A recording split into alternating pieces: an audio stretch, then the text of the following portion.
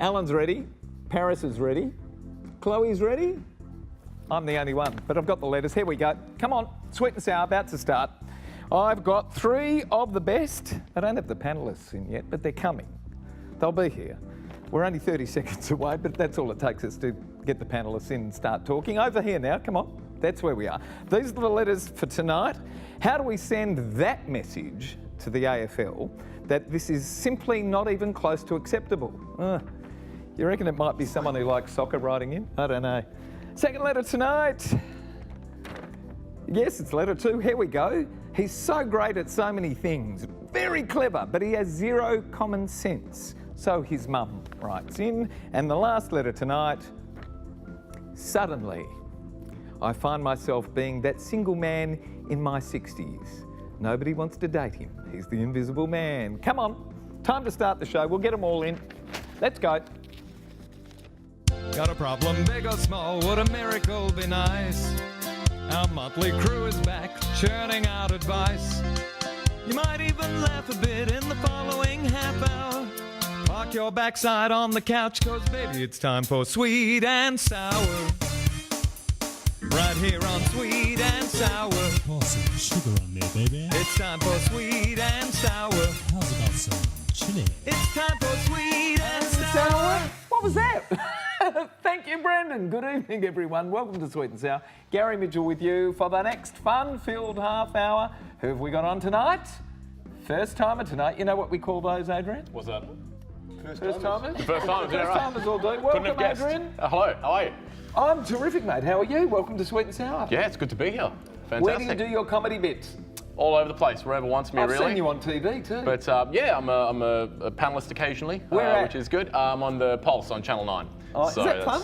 It's good fun, yeah. What time do you do that? 4:30 on Fridays. 4:30 on yeah, Friday. it's good fun. All right. Yeah. And how much notice do they give you to come in and sit on the panel? Not much. It's any minute I could leave halfway through this filming. Who knows? Right, on It was standby. 4:30 Friday. Yeah, right. No, well, who knows? Good to have you here, sir.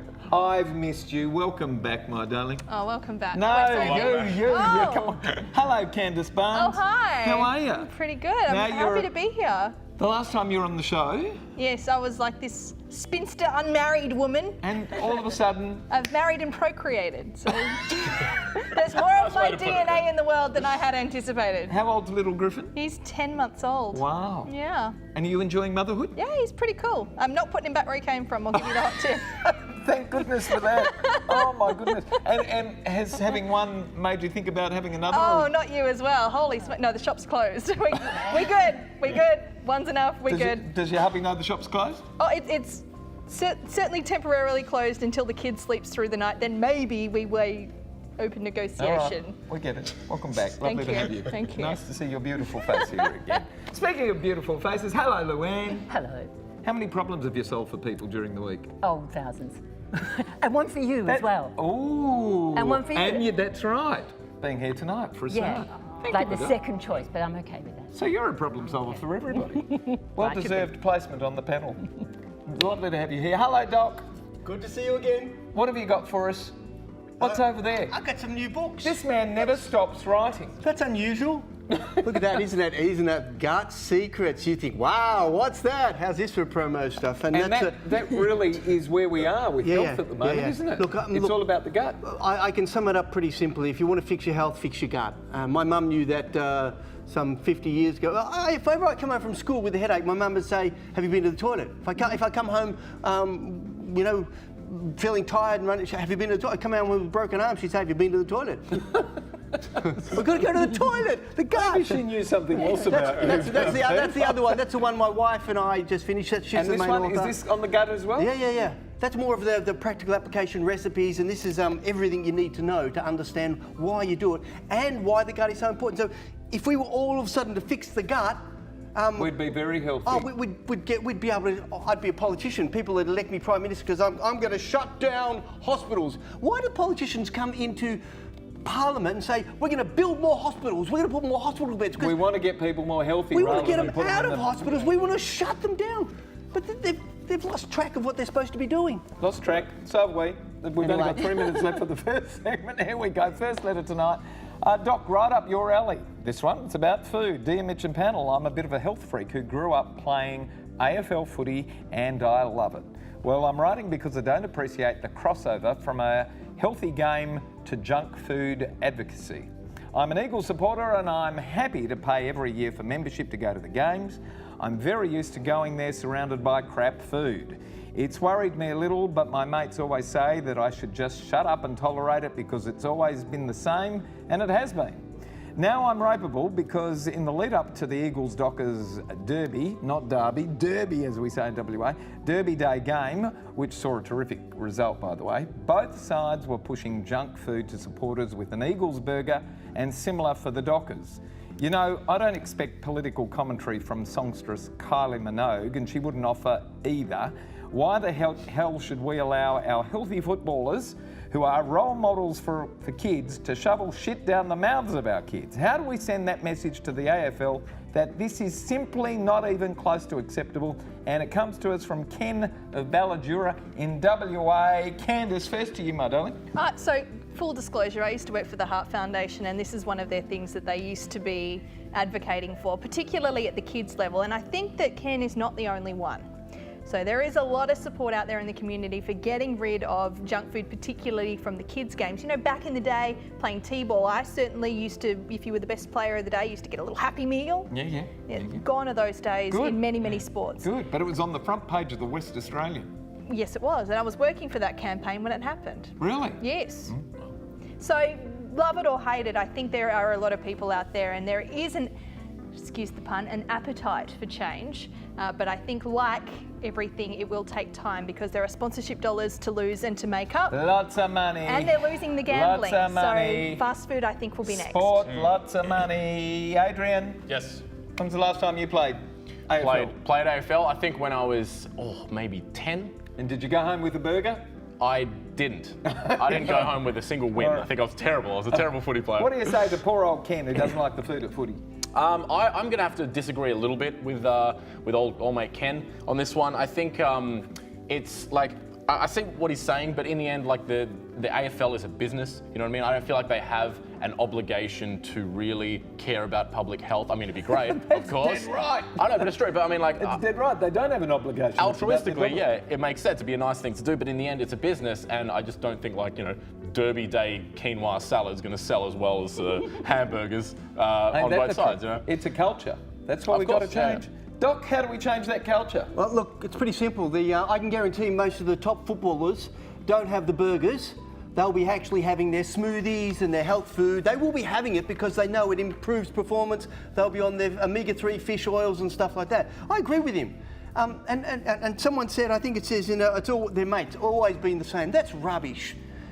Yeah, 50 years ago, you would see all the marketing for tobacco, or at all the main venues because that's where the money is. Well, guess what? It changed. It changed because of views and opinions. Change. So this guy is right, spot on, Ken. You're on the right track, Ken. I was involved in getting. You have to. You have to advocate to improve it. And at the end of the day, you know, burgers aren't the worst. I'd actually get rid of the cornflakes and the breakfast cereals because cereals are killers. Cereals are killers. Louanne? Well, I'm really concerned because I don't think you should be eating eagles at all. Who's eating an eagle burger? I ran over a magpie the other day, but anyway, I didn't eat it. I did run over it. But Should take it home and eat it. That's a Collingwood football team, isn't it? However, it's a burger once a week. If you can't go without food for 3 hours, then isn't that how long a football game is? Something like that.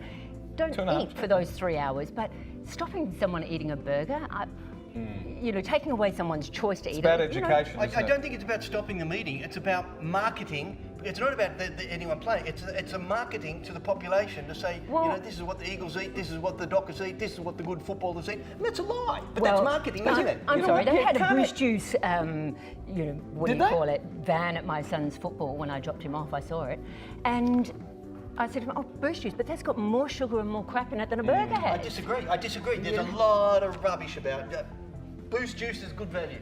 I'm not after sponsorship. It's a juice. The research on juices is overwhelmingly beneficial. We asked you people at home, is it appropriate for the AFL to push junk food on our youth? And here's what you said. 25% said yes and 75% said no. Well, if you ask a question like that, you're going to get that sort of answer, aren't you? But you've got to demand at the kiosks at the footy that they serve good food, because you can't get good food at the footy. At least an option. At least an option. When we come back, we're going to be talking about whether you grow out of arrogance. He's 29 and he's still arrogant. No common sense. When we come back, see you soon.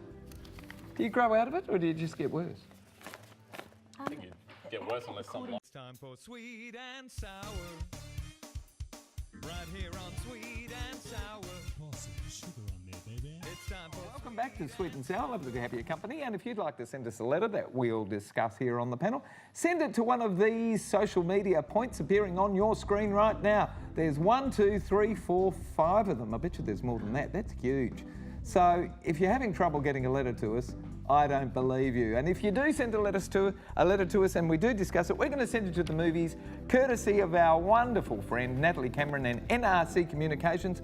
And the movie we're sending you to this week is... I feel pretty.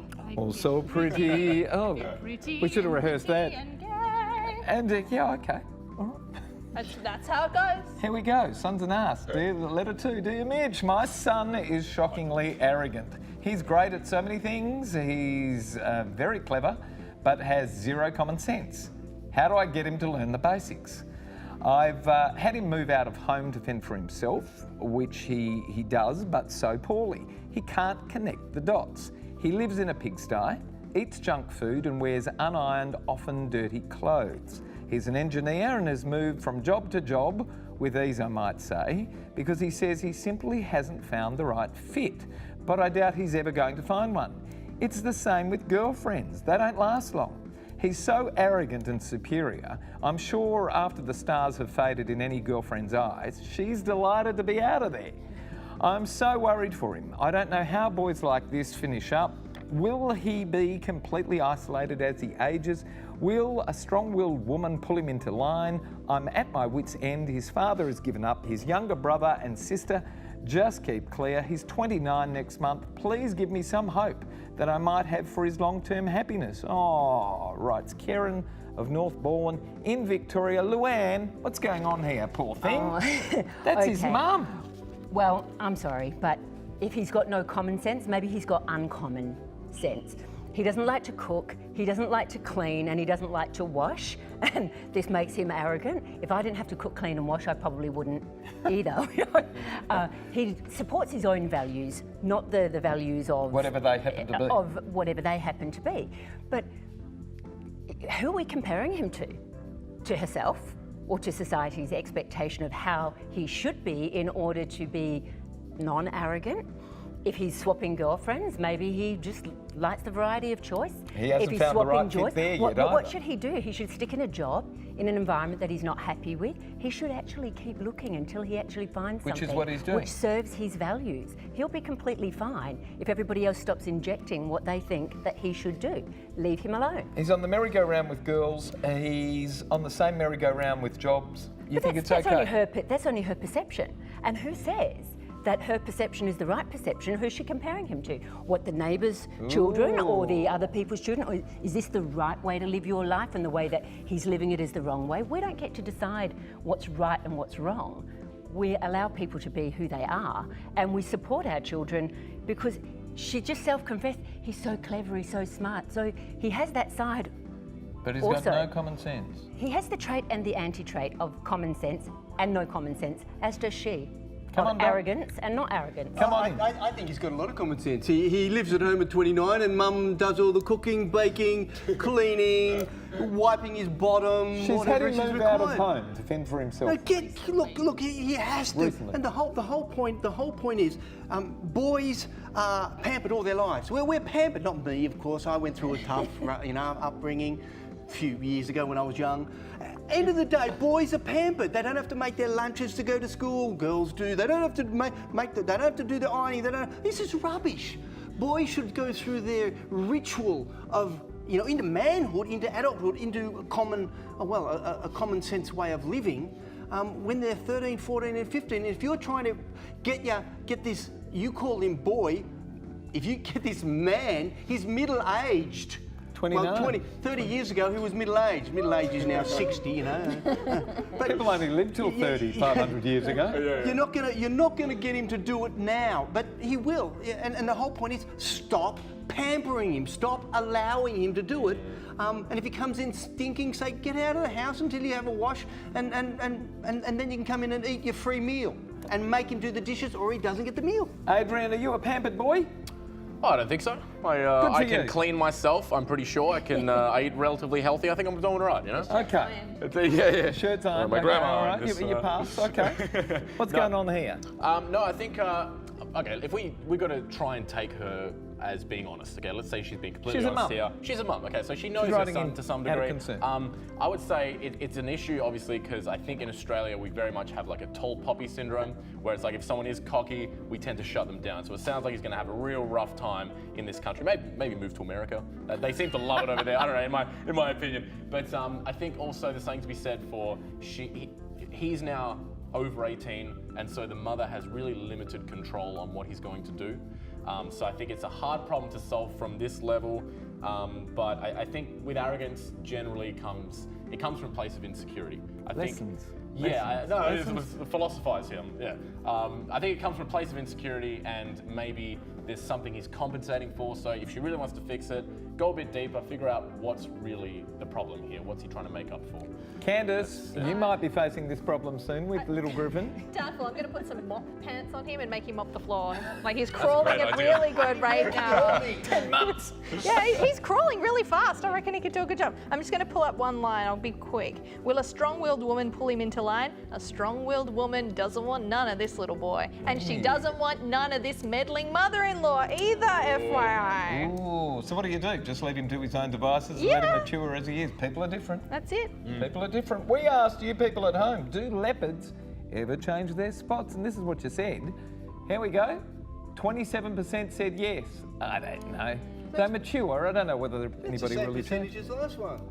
No, it was close. It was two off, close. I think it's the way we're asking questions. When we come back, he's in his 60s. He thinks he's the invisible man. Nobody wants to go out with him in that way. When we come back, more of Sweet and Sour. It's not an issue, is it? Hello. You're watching the very exciting, slightly cheeky Sweet and Sour.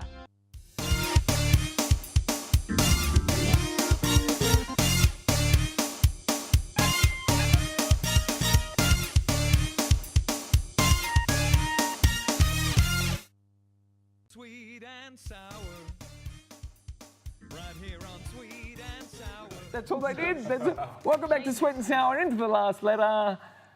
Hi, Sweet and Sour. I'm invisible. I haven't always been invisible, but as a single man in my early 60s, I realised that I'm not considered a good catch anymore. I'm everyone's best friend. Even when I take a lady out on what I consider a date, they always consider it a fun night out with a friend rather than anything romantic.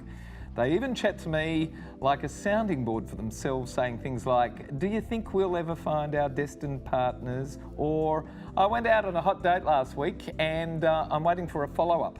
And what about you? Any prospects? I was told when I was married years ago that I certainly didn't want to be a single man in my 60s. Suddenly I find myself being that single man in my 60s as I was widowed almost 7 years ago. I've even tried Tinder with awful results. If you have any ideas as to what I may be doing wrong, please let me know. My kids, who really can't grasp my predicament, tell me to just give up, and at my age, it's all over anyway.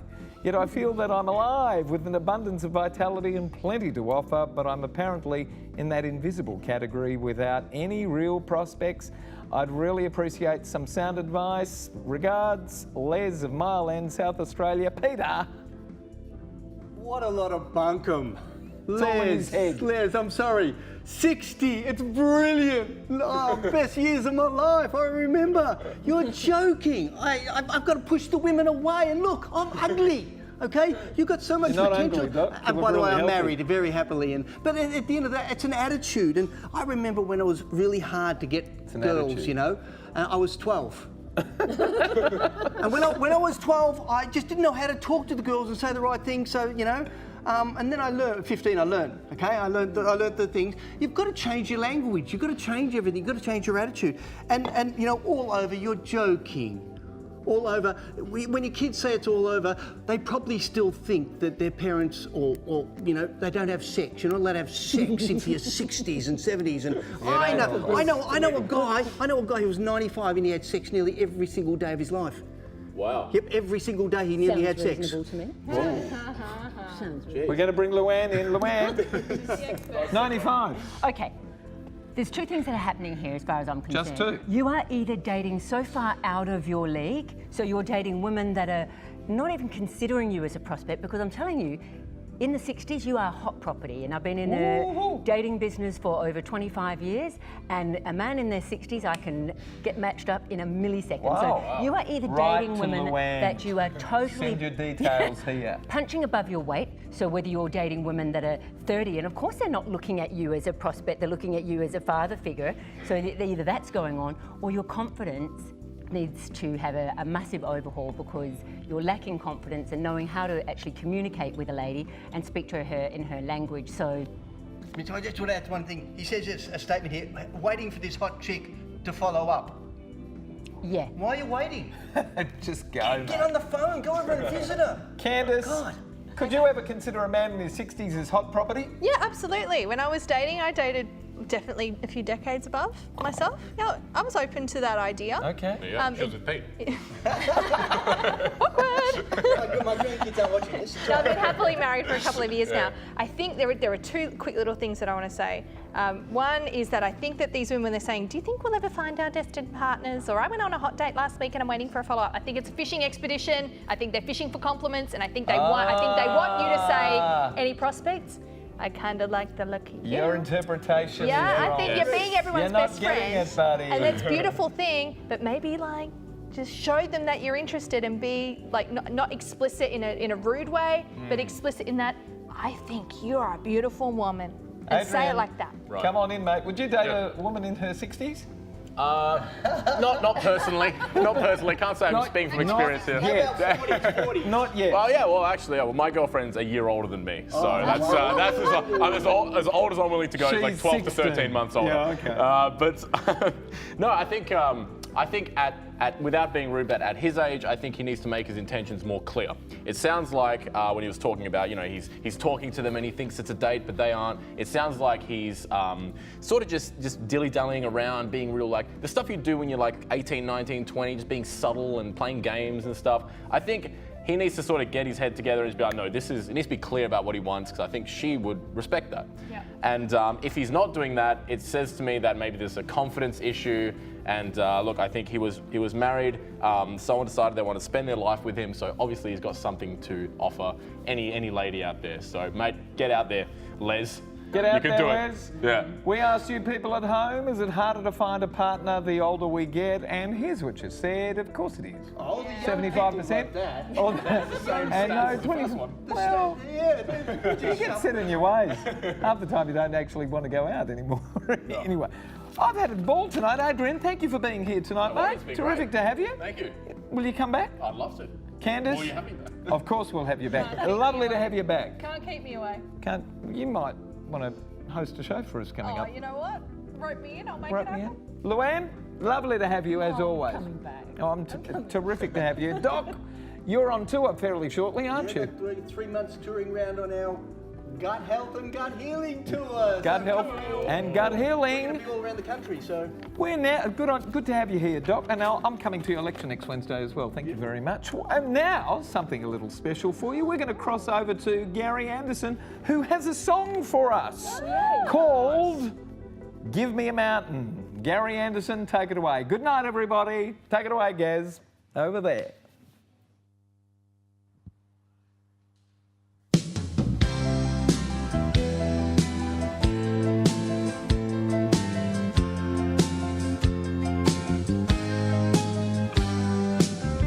Born in the heat of the desert, my mother died, giving me life. Deprived of the love of a father, blamed for the loss of his wife. You know, Lord, I've been in a prison for something that I never done. It's been one hill after another. I've climbed them all one by one. Oh, but this time, Lord, you gave me a mountain. A mountain I may never climb. It isn't just a hill, oh, not any longer. You gave me a mountain, yeah, this time.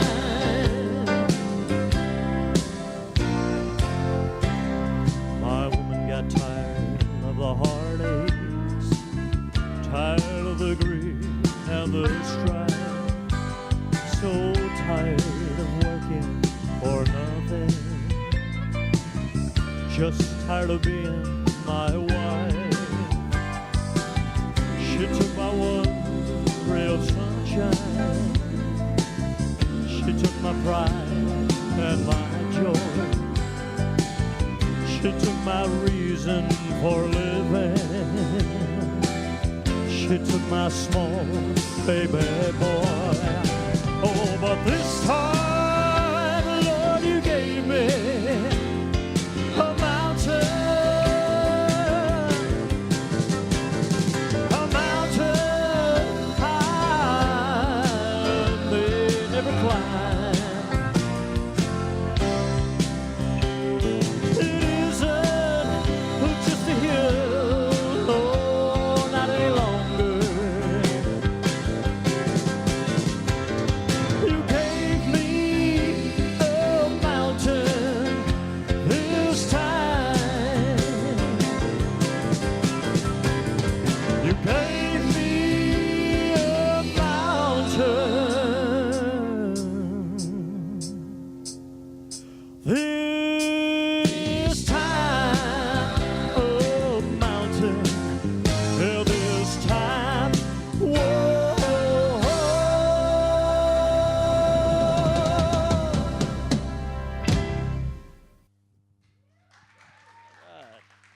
Thank you. Thank you, guys. Thank you.